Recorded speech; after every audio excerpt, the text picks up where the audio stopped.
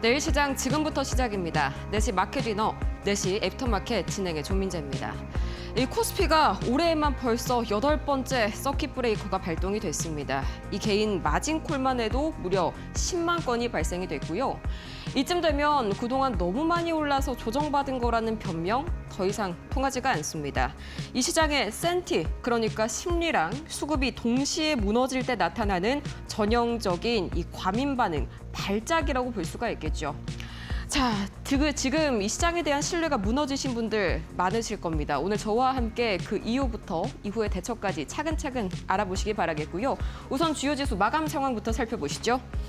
코스피 그나마 다행이라고 해야 할까요? 종가상으로 6천을 그나마 지켜주면서 마무리가 됐습니다.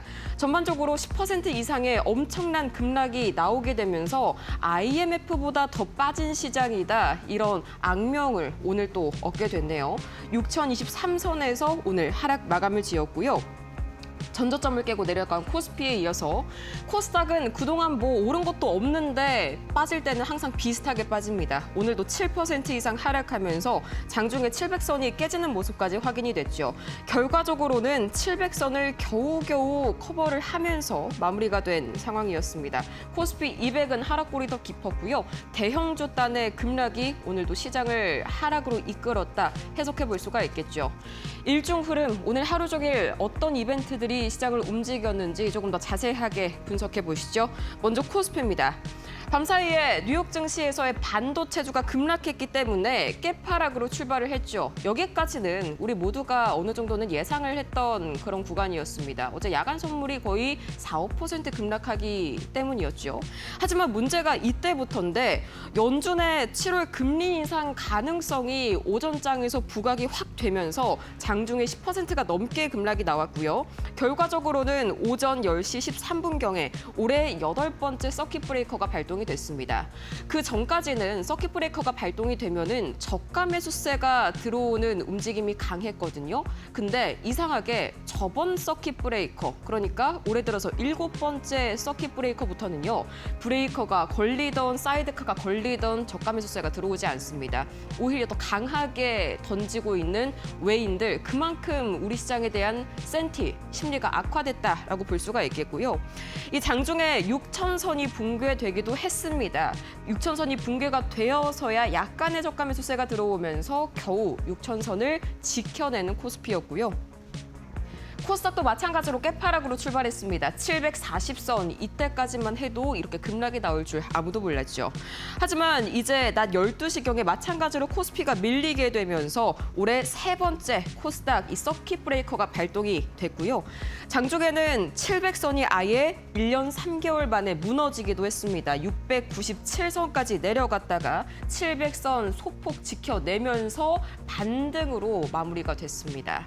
굉장히 처참한 시작인데 수급 상황 한번 살펴볼까요? 수급은 더 처참합니다. 원달러 환율 탓을 해보고 싶은데 할 수가 없겠습니다. 지금 원달러 환율이요. 1,459원 선이거든요. 어느 때보다 외인에게는 우호적인 그런 환경입니다. 하지만 외인 오늘 어떻게 했죠? 현물 시장 코스피에서만 거의 5조 원 이상을 팔아냈죠. 지금 3거래일 연속 대규모 순매도가 나오면서 지난주에 잠깐 불거졌던 기대감들, 외인이 드디어 코스피에 돌아와주는 거 아니냐, 이런 기대감이 완벽하게 무너졌습니다. 이제 다음 관전 포인트는 이건데요. 이 외인들이 역대급 매도 공세를 펼쳤잖아요. 이제 내일쯤이면은 반대 매매가 엄청나게 터질 텐데 이걸 외인들이 내일장에서 얼마나 받아줄지가 바로 내일장 수급의 관전 포인트가 될 겁니다. 외인이 내일 이 반대 매매를 받아주지 않는다? 지수는 바닥을 단기간에 확인하기 어렵겠죠. 코스닥도 마찬가지로 개인과 외국인이 아주 소폭 받아주긴 했습니다만 기관의 매도세에 밀려서 결과적으로는 지수가 계속해서 급락하는 모습들이 연출이 됐었죠. 자, 그럼 오늘 시장 대체 왜 빠진 거고 이쯤 되면 우리 시장 펀더멘털이 지금 위협받는 거 아니냐, 자세하게 한번 오늘 시장 이슈들 파헤쳐 보시죠. 자, 우선은요, 제가 오늘 시장 보면서 이 노래가 떠오르더라고요. 이 나훈아 선생님의 이 테스형이라는 그런 노래가 있죠. 대체 시장이 왜 이럴까? 모든 이유를 다 털어와 봤습니다. 우선 첫 번째 이유부터 보시죠. 일단 오늘 이유 보기 전에요. 코스피의 서킷 브레이커가 발동이 됐죠. 사실 서킷 브레이커는요. 흔하게 볼 수 있는 장면이 아닙니다. 2000년에 이 제도가 도입이 된 이후로 오늘이 딱 14번째였는데요. 더 놀라운 건요. 지난해까지 약 24년간은 6번밖에 발생이 안 됐습니다만 올해 들어서만 절반 이상 8번의 서킷 브레이커가 집중적으로 발동이 됐습니다. 사이드카는 어떨까요? 사이드카도 마찬가지입니다. 특히나 7월 달 들어서 더더욱 이 사이드카가 몰렸었는데 올해 발동된 이 사이드카의 30% 이상이 모두 7월 달에 집중이 됐거든요. 5월 말쯤에 레버리지가 상장된 이후로 사이드카가 더 빈번하게 걸리는 모습 다시 한번 확인을 할 수가 있겠습니다. 그만큼 시장이 방향을 잡지 못하고 무너졌다는 건데 그렇다면 오늘 시장은 왜 이렇게까지 무너졌을까요? 발단은 어제 뉴욕 증시였습니다. 어제 뉴욕 증시에서 이 반도체단의 급락을 야기한 이슈 크게 두 가지로 나눠볼 수가 있겠죠. 첫 번째 가장 큰 건요. 중국의 반도체 굴기 중국한테 메모리 파이 뺏기는 거 아니야? 라는 걱정이 가장 컸습니다. 두 가지 이슈가 있었죠. 마찬가지로요. 첫 번째로는 어제 이 창시 메모리 CXMT가 굉장히 성공적으로 상하이 증시에 대비를 했다는 점. 상장 첫날에 장중에 500% 넘는 폭등이 나왔습니다. 중국 증시 시총 1위에 순식간에 올라서는 모습이 나왔죠. 여기에다가 이제 어제 뉴욕 증시 중반에 중국이요. 반도체 핵심 장비인 이 DUV 노광 장비를 국산화했다. 스스로의 힘으로 만들기 시작했다라는 소식까지 더해졌습니다. 이 두 가지가 더해지다 보니까 돈도 있어, 기술력도 있어. 중국이 메모리 생산을 우리 생각보다 더 빠르게 늘리는 거 아니야? 이런 걱정이 시장에 불거진 거죠. 하지만 여기서 한 가지는요. 우리가 반드시 확실하게 짚고 넘어가야 됩니다. 일단 중국산의 이 DUV 장비 좋을 것 같나요? 여러분의 이미지와 비슷합니다. 아직까지는 이 ASML과 비교하면 생산량도 굉장히 적고요. 성능도 부족한 수준입니다. 실제로 양산 라인에서 본격적으로 사용까지 이어지려면은 상당한 검증 과정이 필요하다 이 말이죠. 이게 불거졌다고 해서 당장 지금 시장의 펀더멘털에 문제를 줄 정도는 아니라는 겁니다. 또 하나 다행인 점도 있습니다. 이번에 CXMT 상장 성공적으로 됐잖아요. 그런데 이 CXMT라는 종목은요. 아직까지는 외국인들이 자유롭게 투자할 수 있는 종목이 아닙니다. 우리가 조금 어렵게 얘기해서 후강퉁 종목이 아니다라고 표현을 하는데 쉽게 얘기하자면 심리적인 충격을 줄 수는 있는 이벤트지만 실제로 해외 자금이 수급이 대거 빠져나갈 정도의 변수는 아니다라는 평가가 지배적입니다. 이 중국 외에도 엔비디아 자체의 문제도 있었죠. 바로 엔비디아의 AI 순환 출자 논란. 엔비디아가 이 SK그룹과 오픈 AI 등 이렇게 굉장히 큼직큼직한 기업들과 초대형 AI 인프라 프로젝트를 추진한다라는 소식이 전해졌었죠. 다들 알고 계실 겁니다. 문제는요, 이 구조를 자세하게 들여다보면은 엔비디아가 고객사에게 자금을 직접 지원하고요. 그 돈으로 다시 자기네들 GPU 칩을 구매하게 만드는 구조라는 겁니다. 시장에서는 이 구조를 보면서 뭘 떠올렸을까요? 지난 닷컴 버블에서의 순환 출자를 떠올렸습니다. 그때랑 비슷한 움직임으로 가고 있는 거 아니냐 하는 의구심이 다시 한번 시장을 집어삼킨 거죠. 하지만 이 두 가지의 공통점이 있는데요. 완전히 새로운 악재라기보다는 예전부터 있었던 논란, 중국도 그렇고요. 순환 출자 논란도 그렇고요. 몇 달 전부터 있었던 논란이 다시 한번 수면 위로 올라온 것에 불과합니다. 한마디로 시장의 센티가 워낙 악화됐기 때문에 시장의 심리가 워낙 얇아졌기 때문에 이런 원래 있던 악재들에도 쉽게 흔들리는 장세가 됐다라는 것이죠. 여기에 오늘 장중에는 추가 악재가 더 있었습니다. 바로 보시죠. 자, 먼저 금리입니다. 시타델이요. 이번 7월 FOMC 바로 이번 주 목요일 날 이 우리 시각으로 새벽 3시에 발표가 되죠. 이때 연준이 시장의 예상을 깨고 깜짝 금리 인상에 나설 수 있다. 25bp 금리 인상이 이번 주에 단행될 수도 있다. 꽉 붙잡아라. 이런 리포트를 또 냈습니다. 시장에서는 지금까지 7월은 너무 급하니까 9월 달 들어서 금리 인상 되겠지 좀 마음을 먹고 있었는데 갑작스럽게 7월 인상 가능성이 실제로 높아졌습니다. 지금 보시면요. 제가 방송 들어오기 직전에 이 페드워치 툴에서 따온 7월 FOMC에서의 금리 앞으로의 방향성 확률입니다. 7월 달에 25bp 인상될 확률이 벌써 40%에 가까워지고 있고요. 동결될 확률은 60%에 그칩니다. 그 이유는 이렇습니다. 여전히 인플레이션이 높고 고용이 탄탄하다는 지표가 연속적으로 나와주고 있고요. 또 최근에 유가가 굉장히 다시 한번 급등했었죠. 미국과 이란이 공습을 주고받게 되면서 유가가 다시 한번 100불을 뛰어넘었다는 점도 현재 7월 인상 확률을 크게 끌어올리고 있습니다.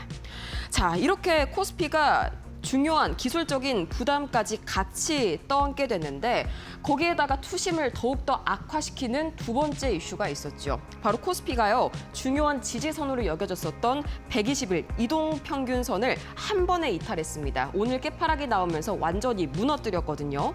이렇게 되면은 차트가 무너졌다는 인식이 생기고 프로그램 매매 그리고 이 기술적인 매도가 한꺼번에 나오기가 쉽겠죠. 여기에 이번 주는요, 이런 거를 다 차치하고서라도 역대급 슈퍼위크입니다. SK하이닉스랑 M7 기업들의 실적 발표가 줄줄이 예정이 되어 있고요. 아까 우리의 지금 걱정을 사고 있는 7월 FOMC 금리 발표까지 한번 생각을 해볼까요, 여러분? 최근 들어서 알파벳이랑 삼성전자 모두 실적은 굉장히 좋았지만 발표 직후에 주가가 줄줄이 급락했었죠. 시장에서는요, 이미 실적이 좋아도 주가가 급락할 수 있다라는 학습 효과가 생긴 겁니다. 그래서 실적 발표를 앞두고 미리 위험을 줄이려는 이런 선제적인 매도도 강하게 나타났다라고 볼 수가 있겠죠. 자, 그러면 지금 정말 과연 시장이 끝난 걸까요? 아직까지는 완전히 그렇게 예단하기에는 조금 어렵습니다. 현재 이 밸류에이션과 RSI, 이격도와 같은 주요 지표들이요. 대부분 과매도 구간을 가리키고 있고요. 무엇보다 기업들의 실적이 실질적으로 무너졌다라는 증거는 아직까지는 확인이 되지 않고 있습니다. 즉 시장은 지금 실적이 무너져서 진짜로 빠지는 장이라기보다는 너무 빨리 올랐던 주가가 투자 심리 그리고 레버리지 때문에 순식간에 되돌림을 받는 구간이다라고 해석하는 게 현재로서는 조금 더 가깝죠. 오히려 이런 급락은요, 기대치를 낮춰주는 효과도 있습니다. 시장의 눈높이가 내려가게 된다면 같은 실적이라도 이런 이전보다 시장이 훨씬 이걸 긍정적으로 소화할 가능성이 크다라는 거죠. 그래서 이번 주에 예정된 이 SK하이닉스를 비롯한 주요 기업들의 실적, 이전보다 훨씬 중요한 의미를 갖습니다. 이미 시장에는요, 상당한 비관이 반영이 된 만큼 예상보다 조금만 좋은 결과가 나와도 금방 분위기가 빠르게 바뀔 수가 있겠고요. 지금은 무작정 비관을 하기보다는 이 내일부터 이어질 주도주들의 실적을 통해서 시장이 반전의 계기를 만들 수 있는지 차분히 확인해야 될 시점으로 봐야겠습니다. 참고로 현재 뉴욕 증시에서도 마찬가지로 극심한 공포 구간이 도래했다는 점, 우리만 흔들리는 게 아니라는 점 참고해 보시면 좋을 것 같네요. 자, 그럼 과연 오늘 이런 이슈 이외에도 어떤 뉴스들이 시장을 지배했을지 이데일리 TV 뉴스 통해서 만나보시죠.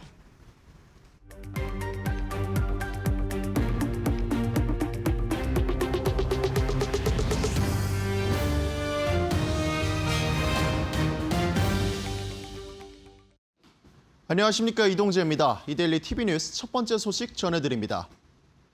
금융위원회가 단일 종목 레버리지 상장지수 펀드에 대한 추가 규제 가능성을 시사했습니다. 이억원 금융위원장은 오늘 금융투자협회에서 증권사, 자산운용사 대표들과 간담회를 열고 투자 과열이 이어질 경우 개인별 투자 한도를 설정하는 방안도 검토하겠다고 밝혔습니다.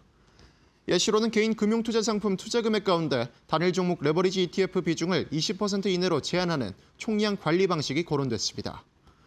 또 선물 파생 상품처럼 사전 모의 거래를 의무화하고 정기 재교육과 선행 투자 경험 요건을 도입하는 방안도 언급됐습니다. 단일 종목 레버리지 ETF는 지난 5월 말 출시됐지만 투자 수요가 예상보다 빠르게 늘면서 지난 16일 신규 상장과 광고를 잠정 중단한 데 이어 추가 보완책이 잇따르고 있습니다. 오는 31일부터는 기본 예탁금이 3천만 원으로 상향되고 투자자 교육과 괴리율 관리 강화도 순차 시행될 예정입니다. 코스피 시장 PBR 하위 25%, 코스닥 시장 PBR 하위 10% 기업이 11월부터 저PBR 기업으로 공표됩니다. 금융위원회와 한국거래소는 오늘 저PBR 기업 공표제도 세부 기준안을 공개했다고 밝혔습니다. 시장 업종별로 PBR을 산정해 코스피는 누적 3년간 하위 25%, 코스닥은 하위 10% 기업을 공표 대상으로 선정합니다. 다만 저 PBR 개선 계획을 포함한 기업 가치 제고 계획을 공시하면 1년간 공표를 면제받을 수 있습니다. 공표 대상은 산업별 구조적 차이를 고려해 글로벌 산업 분류 기준 11개 업종으로 나눠 PBR 순위를 산정합니다. PBR 산정 시 순자산은 사업 반기 보고서를 기준으로 삼고 시가총액은 평가 왜곡을 막기 위해 공표일로부터 7거래일 전을 기준일로 삼아 20거래일의 평균치를 사용합니다. 거래소 간이 시뮬레이션 결과 공표 대상은 약 120개에서 220개 기업으로 코스피, 코스닥 전체 상장사의 5에서 10% 수준인 것으로 나타났습니다. 금융위는 당초 예시로 제시했던 1년 연속 하위 20% 대신 누적 3년간 하위 25% 기준을 적용한 것은 기업 가치 제고 노력을 평가하기에 1년이란 기간은 너무 짧다는 의견을 반영한 것이며 코스닥은 구조 개편이 진행 중인 시장 상황을 고려해 코스피보다 완화된 하위 10% 기준을 적용한다고 설명했습니다. 브라질 국빈 방문 중인 이재명 대통령이 브라질의 룰라 대통령과 정상회담을 열고 방산, 항공우주, 핵심 광물 등 첨단 전략산업 분야의 협력을 강화하기로 했습니다. 이 대통령은 현지 시간 27일 룰라 대통령과의 정상회담 후 공동 언론 발표를 통해 산업기술 협력을 비롯한 7건의 양해각서를 체결하고 공급망 안정과 미래 산업 경쟁력 확보를 위한 협력 기반 마련에 나섰다고 밝혔습니다. 양국은 이번 정상회담을 계기로 산업기술과 우주, 에너지와 사이버 보안, 체육, 교육, 영화 등 7개 분야에서 협력 MOU를 체결했습니다. 특히 양 정상은 핵심 광물 공급망 협력 강화에 공감대를 형성했습니다. 브라질은 세계 2위 수준의 히토리 매장량을 보유하고 있으며 전기차와 배터리 생산에 필요한 니켈과 리튬 등 핵심 광물이 풍부한 국가로 평가받습니다. 이 밖에도 방산과 우주항공 분야의 협력도 확대되며 양국은 올해 하반기 방산 공동위원회를 출범하고 군사, 국방, 비밀정보보호 및 교환에 관한 협정 체결도 추진합니다. 이 대통령은 하반기 대한민국 공군이 도입하게 될 브라질 수송기에 우리 기업들의 부품이 탑재된 것은 양국 방산 협력의 상징적인 사례라며 미래 항공 모빌리티 분야에서도 상호 강점을 활용해 협력을 추진해 나가기로 했다고 말했습니다. 가운전선이 미국 글로벌 빅테크 기업의 발전소 구축 사업에 참여하며 발전소용 배전 케이블을 처음 수출했다고 밝혔습니다. 가운전선은 오늘 미국 글로벌 빅테크 기업 A사의 발전소 구축 프로젝트에 약 500억 원 규모의 배전 케이블을 공급한다고 발표했습니다. 이번 사업은 미국 빅테크 기업의 AI 데이터 센터의 안정적인 전력 확보를 위해 추진하는 차세대 발전소 프로젝트로 가운전선은 이번 계약을 계기로 후속 전력 인프라 프로젝트 참여도 확대될 것으로 기대했습니다. 글로벌 빅테크 기업들은 생성형 AI의 확산으로 데이터 센터 전력 수요가 급증하자 발전소를 직접 구축하는 등 전력국 확보에 투자를 늘리고 있고 이에 따라 올해 미국 수출액은 약 3천억 원으로 지난해 3배 수준에 이를 것으로 예상됐습니다. 가운전선의 정현 대표는 현재 송전뿐 아니라 배전 시장도 빠르게 성장하고 있다며 국내 배전 케이블 시장 1위의 경쟁력을 바탕으로 케이블과 전력기기를 함께 공급하며 글로벌 시장 공략을 강화해 나가겠다고 말했습니다. 지금까지 이데일리 TV 뉴스 전해드렸습니다.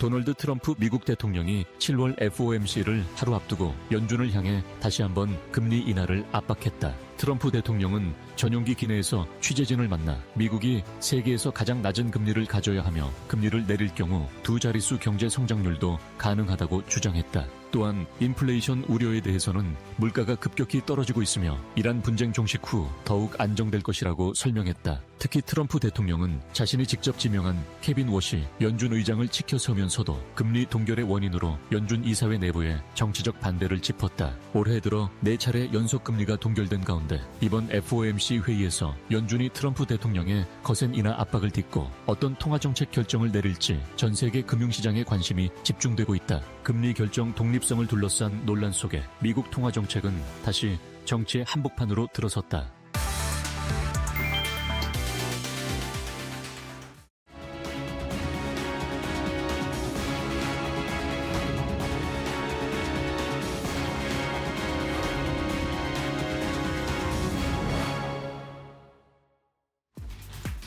AI 반도체 투자 열기가 한국을 넘어서서 일본과 중국까지 확대되고 있습니다. 중국에서는 상신 메모리가 상장 첫날에 주가가 폭등하는 모습을 확인할 수가 있었고요.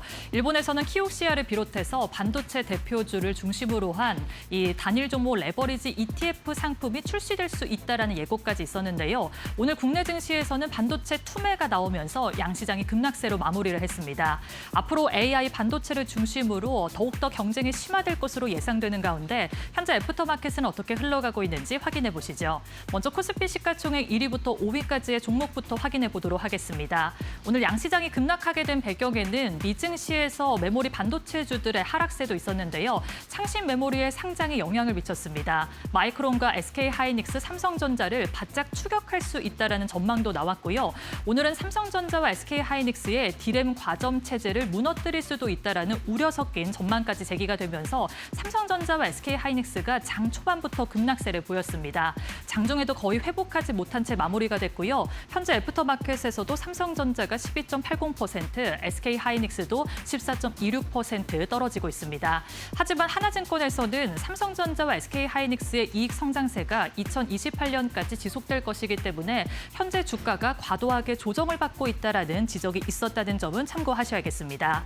SK스퀘어도 100만 원 선이 깨지면서 현재 92만 원 선에서 거래가 되고 있고요. 15.88% 하락세 보여주고 있습니다. 현대차도 결국에는 40만 원 선을 내려놓으면서 오늘 9.80% 급락세 보여주고 있고요. LG이노텍이 역대급 2분기 실적을 기록을 했습니다. 시장 컨센서스를 상회하는 결과가 나오면서 매출과 영업이익 모두 다 잘 나왔는데요. 이에 삼성전기 또한 실적이 잘 나올 것이다라는 기대감이 반영이 되고 있다는 부분 참고하셔야겠고요. 삼성전기 오는 30일에 실적이 예정되어 있다는 부분 참고하셔야겠습니다.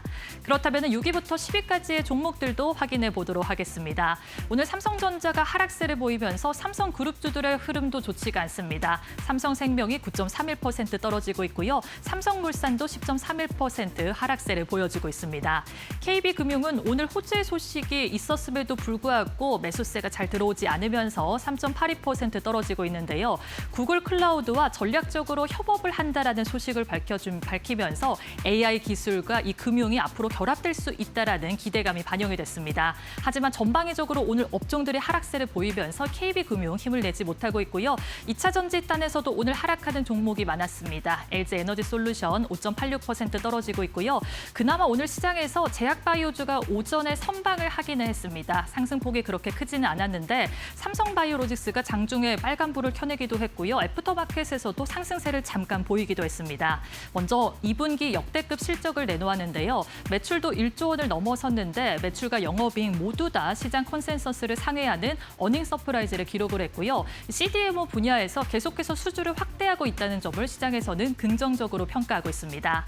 이제는 글로벌 의약품 3대 시장인 일본과 미국, 유럽, 아태 시장까지 영업 거점을 넓힌다라고 밝힌 만큼 앞으로의 흐름 체크를 하시는 게 좋겠습니다. 현재는 0.45% 소폭 하락세 보여지고 있습니다.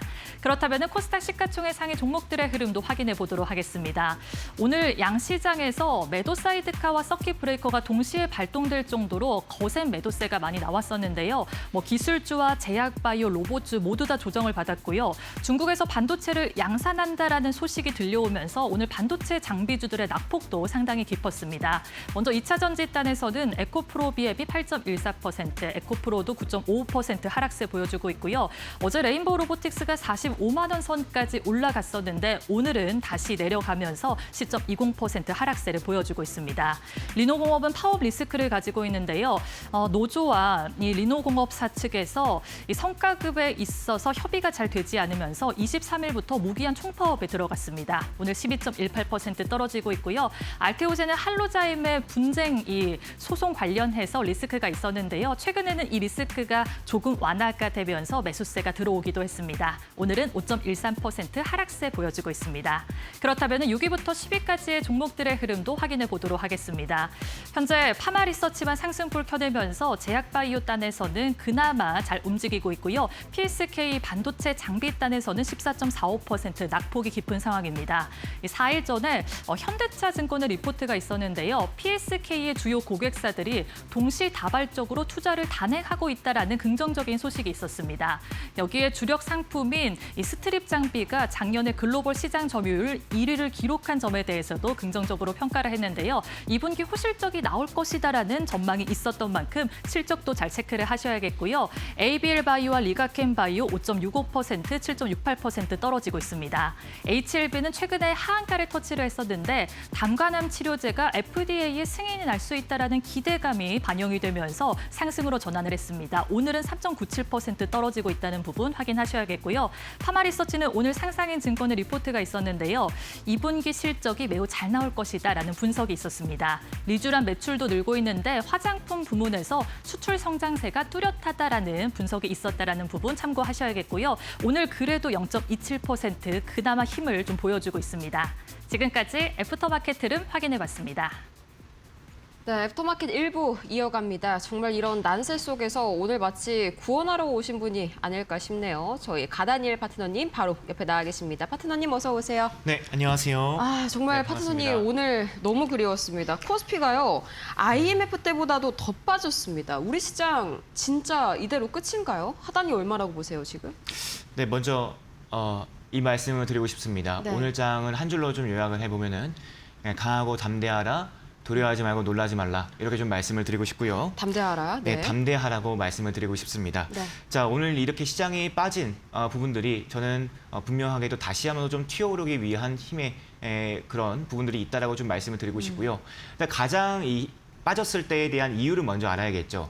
그럼 시장에서의 정말 우리 국장을 훼손할 만한 펀더멘탈이 있을까라고 봤더니 그런 부분이 어떻게 또 잘 잡혀 있는지 확인해보는 그런 부분들을 먼저 이야기를 드리겠고, 그리고 다시 한 번 더 올라갈 수 있는 부분, 이 가능성에 대해서도 오늘 좀 먼저 다루고 갈 테니까요. 네. 아까 말씀드렸다시피 조금 더 지금은 주식을 너무 가까이 보지 마시고 살짝 떨어져서 내려놓은 단계에서는 네. 우리가 좀 접근하시는 게 좀 괜찮다 이렇게 말씀을 드리도록 하겠습니다. 네, 강하고 담대하라, 두려워하거나 놀라지 마라. 성함이 다니엘이시잖아요. 약간 모태신앙이신가요, 혹시? 네네. 네, 역시 그래서 약간 나온 그렇습니다. 그런 명대사인 것 같습니다. 일단은 전저점을 좀 깨고 내려가는 모습들이 나왔는데 거기를 바탕으로 좀 비춰봤을 때 정말 좀 최악의 시나리오 몇 포인트까지는 좀 열려 있다고 보세요? 네, 일단은 지금 앞에 자리에 있었던 이 갭을 메꾸는 시간이 되지 않을까라고 말씀을 드리고요. 네. 그 라인이 1차적인 라인이 5,500까지 열려 있긴 합니다. 하지만 우리가 역사적으로 흘러갔을 때 네. 항상 이 지수에 대해서 10%에 대한 하락이 나올 때마다 그 다음 날은 항상 반등이 나와줬거든요. 역사적으로 그래왔듯이 내일 반등 나올 수 있도록 한번 제가 힘써보도록 하겠고요. 네. 그리고 기본적으로 우리가 항상 장 막판에 그러면 세력들의 수급들은 어떠했는지 우리가 이 흐름들을 보게 되는데요. 실제로 외국인들이 코스피와 코스닥을 현물을 매도를 하게 되면서 정말 암울한 이런 시장에 대한 모습들을 보였지만 결국에는 막판에서는요. 선물에 대해서 계속적인 순매수를 통해서 1조 원 이상의 순매수가 들어왔다는 것은 자, 코스피 200에 대한 선물 지수는 기관들이 오늘 방어를 해줬어요. 네. 근데 막판에 외인들이 다시 한 번 더 우리 국장 안에서에 대한 방어를 외국인들이 1조 원 이상 들어와 주면서 네. 같이 막아줬다라는 것은 내일장에서의 반등을 한번 좀 괜찮게 좀 보지 않을까라는 이런 시각도 역사적으로 그래 왔기 때문에 네. 이런 부분들이 있기 때문에 바탕으로서 저는 내일 반등도 노려볼 만하다. 기술적인 반등도 있겠죠. 네, 이렇게 말씀을 드리고 싶고요. 물론 이 반등이 아까도 말씀드렸지만 앞에 있는 갭을 메꾸기 위한 하락이라면 5,500까지 열려있는 자리가 있기 때문에 네. 이 반등이 확실히 우리 지수 라인에서의 11선을 지지를 해주는지가 가장 관건이거든요. 네, 그래서 이것을 확실히 지지를 해주지 않으면은 아까 말씀드린 라인까지도 밀릴 자리가 있었고요. 항상 말씀드리지만 가장 어두울 때가 또 그렇죠. 동이 혜택이 트기 전이죠. 동이 트기 전입니다. 혜택이 전이기 때문에 지금은 우리가 조금 담대하게 이 시장을 바라보지만 돈의 흐름을 좀 믿고 보셔라. 제가 항상 무방에서도 말씀드립니다. 네. 지금 다른 사람들 이야기 들을 때가 아니거든요. 시장에서의 진짜 내 돈이 들어온 걸 보셔야 된다는 거예요. 외국인들도 내 돈이 들어온 걸 보는 거고요. 기관들도 내 돈이 들어온 걸 보는 겁니다. 네. 네. 좋습니다. 일단은 주요 지표들은 대부분 다 과매도 구간을 가리키고 있긴 하거든요. 이걸 잘 지지해 줄 수 있을지가 내일 반등의 관전 포인트일 것 같습니다. 짧게 하나만 더 여쭤보도록 할게요. 일단 오늘 시장을 흔든 새로운 악재라고 하면은 이 DUB 장비를 중국이 국산화했다. 이런 이슈가 또 나왔는데 이게 뭐 그렇게까지 큰 이슈인가요? 중국이 뭐 신기술 개발했다는 게 오늘 내일 나온 이슈는 아니잖아요. 맞습니다. 사실 저는 이 이슈 또한 어느 정도 차익 실현에 대한 부분들을 염두에 두고 나온 이슈지 않나. 명분이다. 네, 명분이지 네. 않나라고 보고 있습니다. 물론 아침에 있었던 엔비디아 이슈도 있었죠. 순환출자요? 5%, 네, 5% 떨어지면서 아니 왜 데이터 센터를 차리고 있는 AI 고객들의 회사의 데이터 센터를 왜 너희가 보증을 서주면서 빌려주느냐. 그쵸. 이런 부분들이 좀 악재가 되면서 그럼 번 돈은 언제 회수하지라는 우려감이 있었습니다. 근데 이런 부분들은 우리가 사실 카더라와 그리고 실제 뉴스와 공식 발표를 좀 구분해서 보셔야 된다는 거예요. 네. 그렇기 때문에 공식 발표가 되지 않는 부분들은 시장에서의 노이즈가 될 수가 있다는 것, 이 네. 부분 먼저 하나 체크하고 넘어가시고요. 네. 두 번째는 방금 말씀드렸던 DUV 장비에 대해서 네. 그럼 이 DUV 장비주들에 대해서 내부적으로 소화할 수 있는 시장, 사실 중국 시장이 정말 큽니다. 사실 하지만 우리가 이 장비주들을 이끌고 나갔을 때 그 다음은 뭐가 되겠습니까? 반도체 칩과 그 다음에 보는 게 수율과 그리고 성능으로 봤을 때 반도체 장비도 사실상 더 좋은 장비를 써야 되지 않겠습니까? 그쵸. 기술력에 따라 붙어야 됩니다.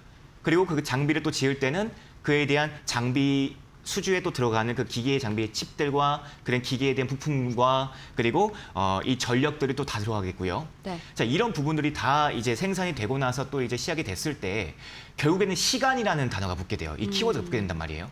근데 이 시간을 또 지금 시간에 가져와서 우리 TSMC와 삼성과 하이닉스에 견주어서 펀더멘털을 훼손할 정도의 노이즈인가 네. 보시게 되면은 이 시장도 금방 알아차리지 않을까라는 생각이 듭니다. 네.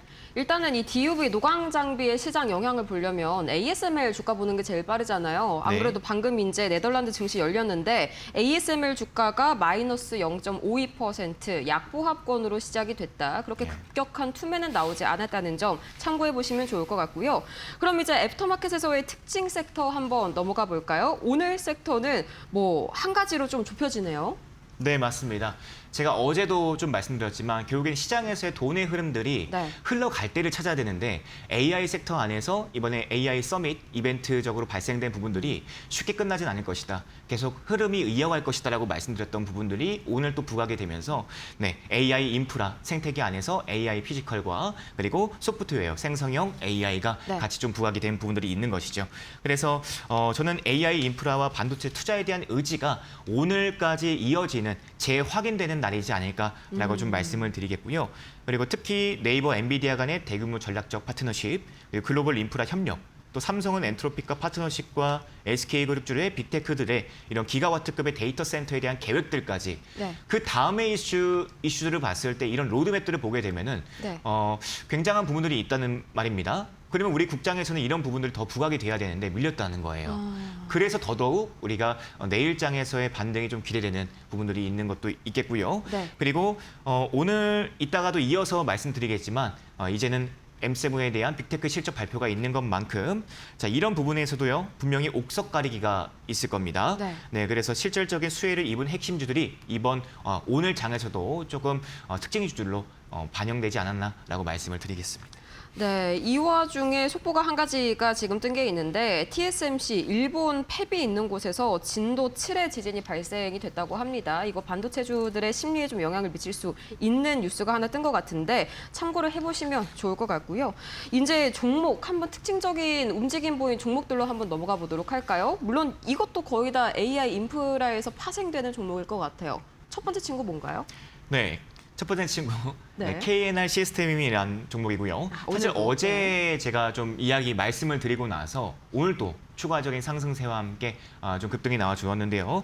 마지막에 좀 밀리는가 봤더니 그리고 밀리지 않고 마지막까지 좀 수급이 들어오는 모습이 보입니다. 그럼 내일장에도 좀 로봇이 피지컬 AI가 좀 힘이 있을까라는 부분들도 살펴볼 수가 있겠고요. 네. 실제로 현대차가 AI 서밋에서 피지컬 AI 전략을 발표를 했고요. 또 엔비디아, 웨이머, 구글과 협력하는 이 AI 피지컬에 대해서 관련주로서 우리 KNR 시스템이 계속적으로 좀 부각이 되고 있습니다. 실제로 삼성전자 같은 경우에도 이번에 신사업을 좀 추진하고 있는데 RX 사이버팀이죠. 근데 M&A에 대한 이슈가 계속적으로 따라붙고 있단 말이에요. 레인보우 로보틱스 M&A 다음은 뭐가 있을까? 네. 어떤 기업을 선정할까? 제가 어제 힌트를 드렸지만 관절과 관련된 로봇일 것이다. 이게 정말 인체에 대한 신비거든요. 로봇이 따라할 수 없는 게 이 관절에 대한 기술력들인데 특히 이거를 손이죠. 네. KNR 시스템이 또 보유하고 있다는 기술력들이 좀 부각이 되면서 함께 올라오지 않았나 특징주로 뽑았습니다. 네, KNR 시스템 오늘도 굉장히 강하게 시세 분출을 보여줬는데 두 번째도 여기에 좀 약간 연관되는 종목이 아닌가 싶어요. 셀바스 AI, 이거는 이제 좀 생성형 AI 소프트웨어 쪽이죠. 네, 저번 주부터 소프트 AI를 계속적으로 좀 말씀을 네. 드리고 있는데 비슷합니다. 네, 거의. 소프트 AI가 계속적으로 어제에 이어서도 피지컬 AI에 함께 따라서 올라가고 있는 것 같아요. 분명한 것은 이번 AI 서밋에서 발표가 된 계약군들 중에서 생성형 AI와 그 다음 피지컬 AI가 그 다음에 추가적인 먹거리와 이슈들을 불러일으킬 것이다라는 기대감이 네. 계속적으로 좀 연이어서 있는 것 같습니다. 그래서 이게 남아있는 잔향이라고 하죠. 자, 그런 부분들이 이번에 또 AI 3대 강국인 AI 공급망 구축과 뭐 데이터 센터와 그리고 도입 확대에 대한 정책 관련주로도 엮이면서 계속적인 이 실제 상용화 단계에 있는 또 셀바스 AI가 이번에 세 가지 모멘텀을 가지고 좀 기대할 수 있는 부분들이 있지 않을까 해서 긍정적인 수급이 계속적으로 이어지고 있는 부분들이 있습니다.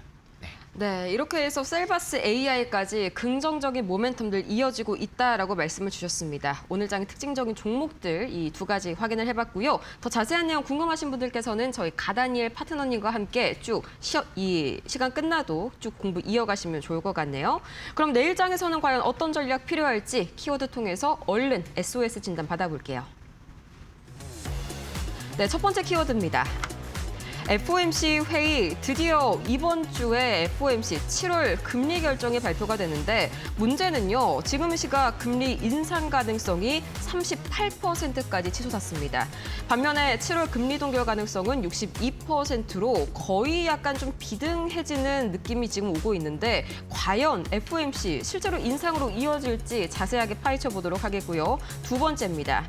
이번 주에 실적 경계감이 가득한 것도 오늘 급락을 야기한 주요 이슈겠죠. 특히나 마이크로소프트와 메타, AI KPX와 자본 출자 이 순환 논란을 진정시켜줄 수 있을지 두 가지 이슈 지금 바로 만나보시죠. 아무리 중국이 뭐 반도체 굴기다 어쩐다 해도 사실 지금 시장이 제일 경계하고 있는 건 이 지점이 아닐까 싶습니다. FOMC 7월은 좀 잔잔하게 넘어갈 거라고 생각했는데 벌써 지금 금리 인상 가능성이 38%까지 거의 40% 가까이 올라왔어요. 네, 맞습니다. 아직까지 끝나지 않는 이슈가 있었죠. 네, 물론 유가가 많이 떨어졌지만 결국에는 아직까지 이 전쟁에 대한 리스크는 네. 해소가 되지 않는 부분들이 계속적으로 시장이 부각되는 것 같습니다. 그의 첫 번째 공통적인 이유가 유가 떨어져서 국채금리가 떨어졌네라고 우리가 이어지면서 그러면은 이제 동결에 대한 의지가 좀 확고한 거 아니야라고 봤더니 여전히 높습니다. 국채금리가 여전히 높다라는 것은 확실하게 공식적인 발표를 통해서 우리 이제 쉴 거야. 이제는 협상 테이블에 앉아서 결국에는 트럼프와 또 이란과의 협상이 이루어질 거야라는 소식들을 뉴스는 기다리고 있는 거예요. 이걸 확정적으로 내지 않는 이상에는 국채금리가 떨어지지 않을 거라고 경고를 하는 것이고요. 그래서 이런 부분을 때문에 FOMC에서 지금 이목이 집중되고 있는 것이죠. 네. 그래서 이번 미국 연방공개시장위원회의 회의가 이제 28일부터 29일까지 시작되는데요. 사실 이때 나오는 모든 뉴스들은 연준 의원들은 공개 발언을 할 수가 없어요. 할 수가 없습니다. 그리고 실제로 케빈 씨도 이것 때문에 가장 골머리를 썩었다. 이건 절대 우리가 이제 나가서는 안 된다. 우리의 의지도 피력해서는 안 된다. 왜냐하면 시장을 혼란케 하니까. 시장을 혼란케 하지 않게끔 우리는 이제 철저하게 점도표를 없애고 철저하게 발표날을 기다려라라는 이런 부분들을 고수를 하고 있고요. 유지를 하고 있습니다. 네, 그래서 네. FOMC 블랙아웃 기간 동안에 나오는 변동성들은 우리가 한번 시장을 좀 살펴봐야 되겠죠. 네, 그래서 지금 이제 그나마 좀 볼 수 있는 부분들은 웨일스트리트 저널이라든지 블룸버그 그리고 로이터 통신 같은 주요 언론사들의 네. 연준 내부의 분위기들만 좀 체크할 수 있는 정도로 우리가 좀 파악이 될 수가 있겠고요. 30일 이후가 정말 중요한 일정이고 그 전후로 해서는 이 변동성은 제가 계속 누누이 말씀드리지만 그 전과 후는 계속적인 여파가 좀 있을 것이다. 그럼 우리가 어떻게 해서든지 뭐 해지에 대한 부분들과 대응에 대한 전략들이 좀 있어야겠죠. 네, 그렇죠. 이런 부분들은 계속적으로 있어야 되겠고요. 그래서 성명서와 이제 의장 기자회견들이 이제 새벽 3시와 3시 반에 있습니다. 이번 주 목요일이죠. 네, 맞습니다. 그때 이제 기자회견에서의 한 문장 한 문장 저는 한 단어라고 말씀드리고 싶습니다. 한 단어 이 키워드마다의 시장에 큰 영향을 줄 것이다. 이렇게 말씀을 드리고 싶습니다. 네, 그래서- 이번은 7월이라서 점도표가 나오지 않는 그런 FOMC잖아요. 맞나요? 네, 계속적으로 좀 없애가는 분위기죠. 네. 그러면 그래서- 금리 인상 실제로 좀 단행될 가능성도 충분하다고 보시나요? 지금 시점에서? 지금 시점에서 보시면은 사실상 어렵다. 좀 동결에 대한 의지를 강력하게 피력을 하고 있습니다. 왜냐하면은 문명 연준 의원들도 한 표씩 받고 있지만 의장들과 부의장을 봤을 때 네. 일단은 좀 비도기적인 면모가 있습니다. 그쵸. 그래서 그분들 따라갈 수 있는 확률이 높다. 이렇게 좀 말씀드리겠습니다. 네, 역시 좀 다니엘 파트너님 말씀을 들으니까 마음이 좀 담대해지는 그런 느낌이 드네요. FOMC 이슈 다뤄봤고요. 두 번째로 이제 이것도 문제죠. 마이크로소프트랑 메타의 실적 발표. 이 AI 케이펙스 논란 때문에 항상 지금까지 뭐 삼전이든 뭐 구글이든 실적은 잘 나왔지만 케이펙스 보고 시장이 지레 겁을 먹었잖아요. 그래서 급락이 나왔단 말이죠. 나머지 두 종목도 좀 비슷한 그림이 나타날 거라고 보시나요?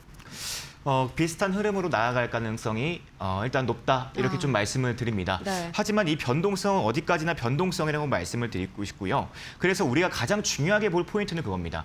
정말로 AI 데이터 센터에 대한 투자 규모를 늘리는지 줄이는지 이게 조금 또 우리가 좀 키워드로 삼고 봐야 될 것 같고요. 네. 두 번째는 그러면은 이제 투자에 대한 규모와 함께 봐야 되는 것은 실제로 돈을 벌기 시작을 했습니다.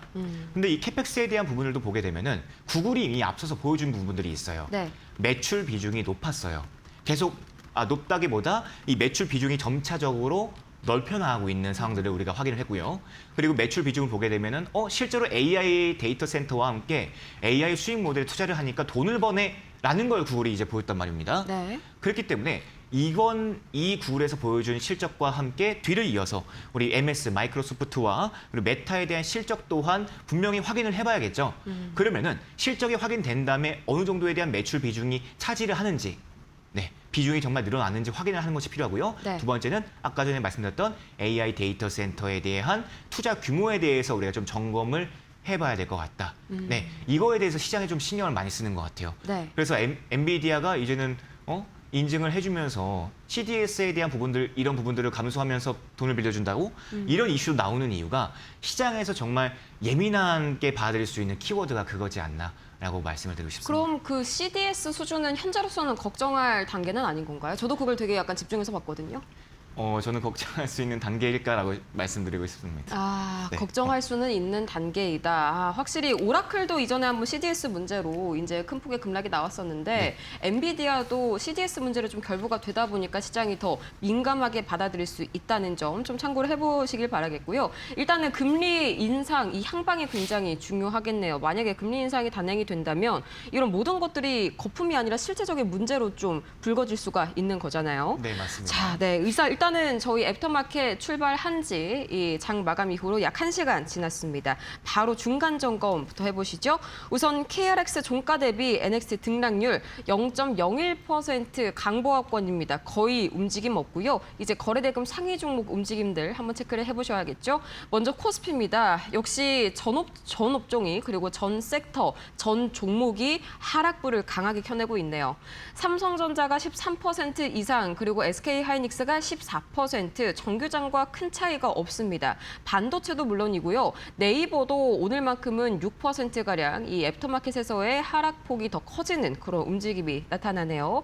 하나오션 마이너스 9%, 두산에너빌리티 8% 하락 중입니다. 그나마 이 증권사, 지주사들이 약간은 조금 방어를 해내고 있는 느낌이라고 해야 될까요? 이어서 코스닥 거래대금 상위 종목도 한번 살펴보시죠. 코스닥에서는 그래도요, 빨간불 켜낸, 이 상승불 켜낸 종목들이 몇 가지가 보입니다. 역시나 셀바스 AI, 그리고 솔트룩스, AI 관련 모멘텀들, AI 소프트웨어 관련된 모멘텀들이 아직도 시장에 남아있고요. 이 네이버와 엔비디아, 브룩필드의 삼각동맹, 여기에 대한 기대감이 여전히 오늘도 강하다라고 볼 수가 있겠죠.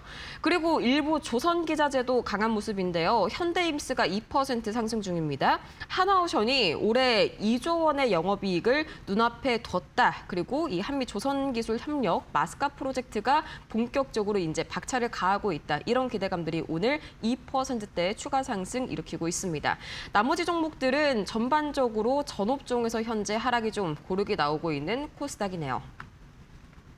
네, 이렇게 해서 오늘 코스닥까지 함께 살펴봤는데요. 저희 애프터마켓에서 이렇게 제공해드리는 정보는 투자 판단을 위한 조언입니다. 투자에 따른 이 책임은 투자자 본인에게 있다는 점 참고해 보시길 바라겠고요. 아울러서 최근 들어서 이데일리온 파트너들의 사칭 사례가 늘고 있습니다. 저희 절대 피해받지 않도록 유의하시기 바랍니다. 그럼 과연 이렇게 어려운 시장, 내일장에서는 어떤 종목 담아봐야 할지 바로 이어서 확인해 보시죠.